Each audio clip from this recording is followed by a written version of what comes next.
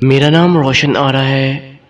پتہ نہیں ماں باپ نے میرا یہ نام کیوں رکھا، کیونکہ نام سے تو میں روشن آ رہا ہوں، لیکن حقیقت میں روشنی میرے پاس کبھی نہیں آئی۔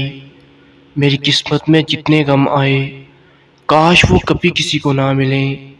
زندگی کی کوئی رات اور کوئی دن خوشی سے ہنستے ہوئے نہیں گزرا، مگر اتنا ضرور ہے کہ آنے والے کل کے انتظار میں رات کو سوتے وقت تھوڑا سا مسکرا لیتی کہ کل کا دن شاید کوئی اچھی خبر لائے۔ میری شادی 20 سال کی عمر میں ہو گئی تھی۔ شادی کے چند سال تو بہت اچھے گزرے، شوہر بھی اچھے اور ہمیشہ مسکرانے والے تھے۔ اپنی زندگی میں انہوں نے مجھے کوئی غم نہیں دیا، کماتے بہت زیادہ نہیں تھے، پھر بھی دن اچھے گزر رہے تھے۔ مگر تیسرے بچے کی پیدائش کے ایک ہفتے بعد مجھے یہ خبر ملی کہ میرے شوہر کی ایک حادثے میں موت ہو گئی ہے اور میں بیوہ ہو گئی ہوں۔ میری تو دنیا ہی اجڑ گئی تھی۔ کئی دن تو مجھے کوئی ہوش ہی نہیں تھا، مگر 1 مہینے کے بعد میں کچھ سنبھلی تو میری ساس اور میرے دیور نے کمرے میں آ کر کہا، دیکھو اب تمہارا شوہر چلا گیا ہے اور یہاں کمانے والا بھی اب صرف تمہارا ایک دیور ہی ہے۔ سسر چل پھر بھی نہیں سکتے اور اب کوئی اور آسرا بھی نہیں جو تمہیں اپنے ساتھ رکھ لیں، لہٰذا بہتر یہی ہوگا کہ تم اپنے ماں باپ کے گھر چلی جاؤ اور چاہو تو بچوں کو بھی ساتھ لے جاؤ، اور اگر دوسری شادی کرنا چاہو اور رکاوٹ ہو تو بچوں کو ہمارے پاس بھیج دینا۔ مجھے یہ سن کر بہت حیرت ہوئی کہ اب یہ لوگ میرا بوجھ نہیں اٹھا سکتے، تو میں نے ان سے کہا کہ ماں، اس گھر میں تو میرے شوہر کی یادیں ہیں، اور ویسے بھی میں آپ پر بوجھ نہیں بنوں گی، کیونکہ میں سلائی کڑھائی کا کام تو جانتی ہوں، محنت کر کے اپنا اور اپنے بچوں کا پیٹ پالوں گی۔ آپ صرف مجھے گھر میں رہنے دیں، رہا شادی کا سوال تو میں اب نہیں کروں گی، یہ بچے ہی میرا سہارا ہیں۔ اب کوئی دوسرا باپ ان بچوں کو پیار نہیں دے سکتا۔ مگر انہوں نے میری بات نہ مانی اور مجھے کہا کہ تم 3 دن کے اندر اندر فیصلہ کر لو تاکہ ہم یہاں سے چلے جائیں، کیونکہ اب اس مکان کو بیچ کر تمہارا دیور کوئی چھوٹا موٹا کام کرے گا۔ میں نے جب یہ سنا تو میرا دل غموں سے بھر آیا۔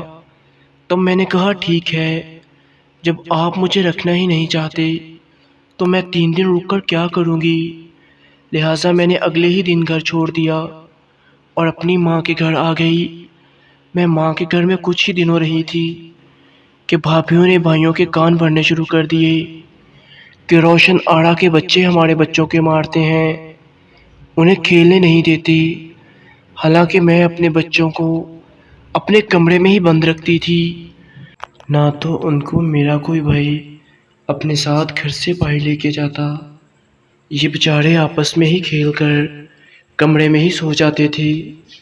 آہستہ آہستہ میں نے کچھ زیور بیچ کر ایک سلائی مشین لے لی اور محلے سے سلائی کا کام منگوانا شروع کر دیا۔ اللہ کی رحمت سے میرا کام لوگوں کو پسند آ گیا۔ اب میں نے اپنے بچوں کو محلے کے ایک اسکول میں داخل کروایا اور خود انہیں چھوڑنے بھی جاتی اور لینے بھی، اور شادی نہ کرنے کا ارادہ کر لیا۔ تو کیا میں ان بچوں کے بغیر رہ سکتی ہوں؟ کیا کوئی بھی ماں اپنے بچوں کے بغیر جی سکتی ہے؟ شاید ایسا تو کوئی جانور بھی نہ کر سکے۔ اس رات میں سو نہ سکی اور اگلے دن میں اپنی کچھ چیزیں اور ایک چوڑی جو میرے شوہر کی آخری نشانی تھی بیچ کر میں نے گلی میں ہی ایک 2 کمروں کا مکان کرائے پر لے لیا اور وہاں اپنے بچوں کے ساتھ رہنے لگی۔ اب خرچے بھی بڑھ گئے تھے، اس لیے مجھے سلائی کا کام بھی بڑھانا تھا۔ اس سب میں میری ایک دوست نے میری بہت مدد کی اور اپنی ماں سے کہہ کر اس نے مجھے ایک بوتیک کی مالکن سے ملوایا۔ اسے میرا کام پسند آ گیا اور وہ مجھے ہر مہینے اتنا کام دینے لگی کہ میں اپنا اچھے سے گزارا کرنے لگی۔ اس کے باوجود میرے بچوں کو بہت سی محرومیوں کا سامنا کرنا پڑا۔ اس دوران میرے بھائیوں نے میری خبر تو کیا لینی تھی کہ وہ میری ماں سے بھی تنگ آ گئے تھے، اس لیے میں اپنی بیمار ماں کو بھی اس گھر میں لے آئی۔ بوتیک کی مالکن جس سے میں کام لیتی تھی، اس نے مجھے کہا کہ میں اگر تمہیں ایک چھوٹی سی فیکٹری لگا دوں تو کیا تم یہ کام سنبھال لو گی؟ میں نے کہا کیوں نہیں۔ لہٰذا اس نے میرے گھر میں ہی مجھے کچھ مشینیں لگوا دیں اور کہا کہ اب تم میرا آرڈر پورا کر دیا کرنا۔ میں یہ کام خوش اسلوبی سے سر انجام دیتی رہی۔ بفضل خدا آج میرا ایک بیٹا میڈیکل سائنس کا فائنل امتحان دے رہا ہے اور دوسرا بیٹا بینک میں ملازمت کرتا ہے۔ میرے بیٹے مجھ سے کہتے ہیں کہ ماں اب یہ کام آپ چھوڑ دو، لیکن میں یہ کام نہیں چھوڑوں گی جب تک مجھ میں ہمت ہے۔ اپنے لیے کچھ رقم اور کفن خرید رکھا ہے، نہ جانے میری ماں کی طرح کب میں اپنے بچوں پر بوجھ بن جاؤں اور وہ مجھے اپنے گھر سے نکال دیں۔ تو دوستو، مجھے یوں لگتا ہے کہ ایک عورت ہی دوسری عورت کا احساس نہیں کرتی، وہ ہی ایک دوسری عورت کی بہت بڑی دشمن بن جاتی ہے۔ دوستو، ایسا ایک عورت کیوں کرتی ہے؟ کمنٹ باکس میں ضرور بتائیے گا۔ والسلام۔